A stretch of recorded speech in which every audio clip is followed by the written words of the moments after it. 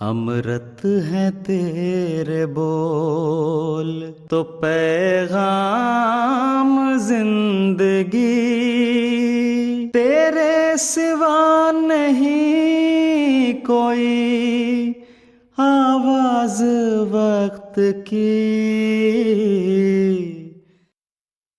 فرمائیے۔ السلام علیکم، وعلیکم میرا السلام۔ نام رضا ہے اور میں غیر احمدی ہوں۔ جی ابھی بھائی صاحب نے تھوڑا سا ذکر کیا تھا کہ آپ نے روشنی کی سپیڈ میں حضرت عیسیٰ علیہ السلام کے سفر کا ذکر کیا کہ 10 ارب سال میں وہ ٹھیک ہے۔ ابھی واپس آ رہے ہیں۔ اسی روز میں پوچھنا چاہتا ہوں کہ آپ کے خیال میں شب معراج کا واقعہ غلط ہے کیا؟ شب معراج کا واقعہ جو ہے اگر یہ مراد ہے کہ رسول اللہ صلی اللہ علیہ وسلم نے جسمانی طور پر سفر کیا تھا جی تو بالکل غلط ہے، قرآن کے مخالف ہے اور حدیث کے مخالف ہے، اور مولویوں نے فرضی قصہ گھڑا ہوا ہے اور رسول اللہ علیہ وسلم کی گستاخی ہے۔ میں ثابت کرتا ہوں آپ پر، اس لیے کہ آپ لوگوں نے بچپن سے تماشوں کی مذہب میں آنکھیں کھولی ہیں اور مولویوں نے تماشوں میں ہی آپ کو بڑا کیا ہوا ہے، اور قرآنی حقائق پر نظر ہی نہیں پڑی آپ کی کبھی۔ قرآن کریم نے اس معراج کا ذکر کرتے ہوئے فرمایا کہ ما کذب الفؤاد ما رأى، دل نے جو دیکھا تھا وہ جھوٹ نہیں بولا۔ تو آنکھ کا دیکھنا اور ہے، دل کا دیکھنا اور ہے، اور 100% ثابت ہے قرآن کریم سے کہ یہ ظاہری واقعہ نہیں ہے۔ اس کی وجہ یہ ہے کہ جہاں جا کے رسول اللہ صلی اللہ علیہ وسلم ٹھہرے ہیں وہاں ایک بیری اگی ہوئی تھی نا، ہے نا، سدرۃ المنتہا۔ تو آپ ذرا سا غور کر کے دیکھیں کہ وہ اکیلی بیری اس حد پر کیا کر رہی ہے جہاں میں اگی ہوئی۔ سوری، اس سے پہلے ایک سوال صحابہ کرام نے کیا کہ ان کا سفر جو کسی ایسی گھوڑے سواری پہ تھا جو جہاں تک نظر میں آتا ہوں اس طرف، پہلے میری بات سن لیں غور سے، یہ آپ کو سمجھانے کی خاطر بات کر رہا ہوں۔ جی آپ اس بات کو بھی سن لیں، پھر مولویوں سے دوبارہ جتنی دفعہ مرضی سن لیں۔ اگر آپ خدا کا خوف کر کے فیصلہ کریں گے تو آپ لازماً مانیں گے کہ میں درست کہہ رہا ہوں۔ قرآن کا حوالہ دے رہا ہوں، پہلے غور سے سنیں۔ قرآن کریم نے فرمایا ہے کہ پھر سدرۃ المنتہا پر آپ کی خدا سے ملاقات ہوئی، ٹھیک ہے نا؟ جی وہ بیری اس سرحد پر پہنچی ہوئی تھی اور جبرائیل اس سے پہلے رک گئے تھے، تو بیری رسول اللہ صلی اللہ علیہ وسلم سے بھی آگے وہاں کھڑی تھی۔ کیا آپ عقلاً سوچ سکتے ہیں کہ اس کائنات کے کنارے پر ایک بیری پڑی ہوئی ہے، لگی ہوئی ہے، اور اس سے پرے خدا بیٹھا ہوا ہے؟ یہ عقل کے خلاف ہے۔ اگر یہ آپ بات مان لیں گے تو خدا ہی ہاتھ سے جائے گا، کیونکہ خدا جسمانی نہیں ہے۔ اگر جسمانی ہو تو پھر وہ اس سے پرے بیٹھا ہوا ہوگا، اور رسول اللہ صلی اللہ علیہ وسلم سے روز جو کلام کرتا تھا اور ہر وقت کہتا تھا میں تیرے ساتھ ہوں، وہ کون تھا پھر؟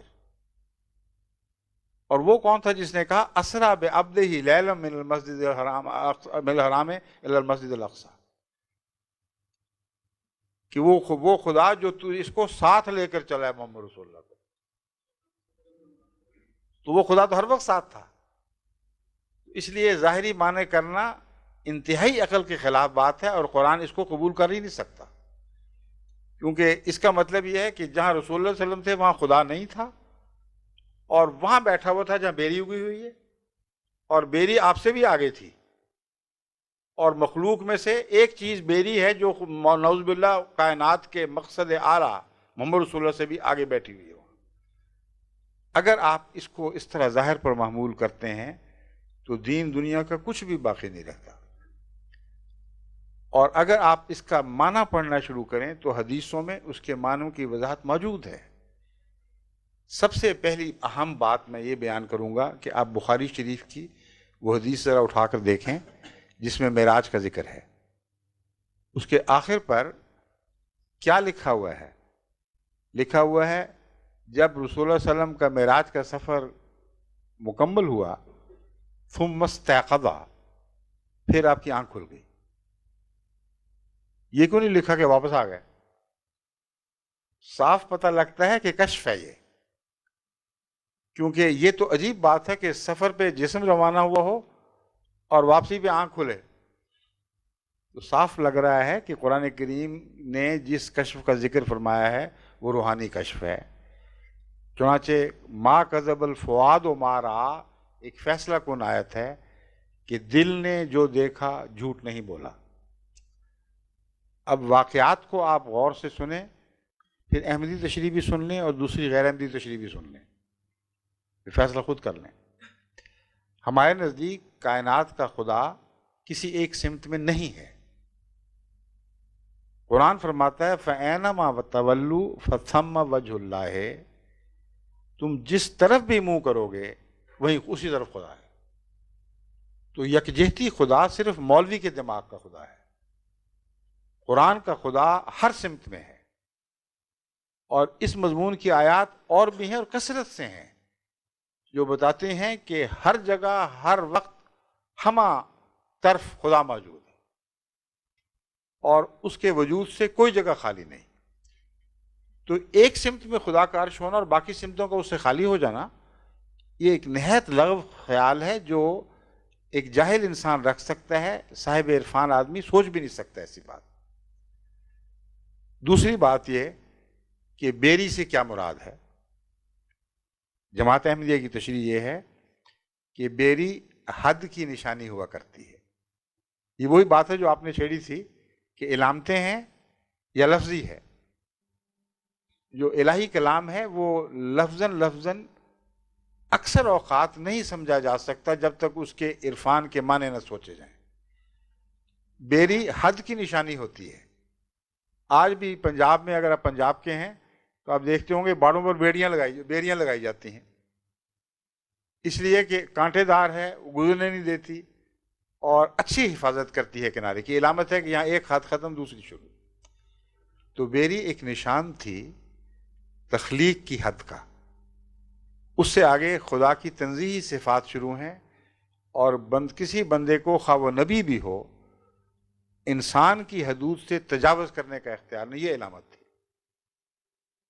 پھر اس سفر میں آن حضرت صلی اللہ علیہ وآلہ وسلم نے ایک بڑھیا کو دیکھا۔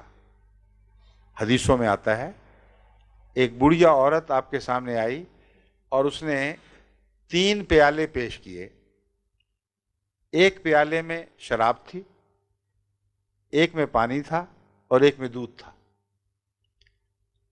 اور آپ نے جو دودھ تھا اس کو قبول فرما لیا اور شراب اور پانی کو رد کر دیا۔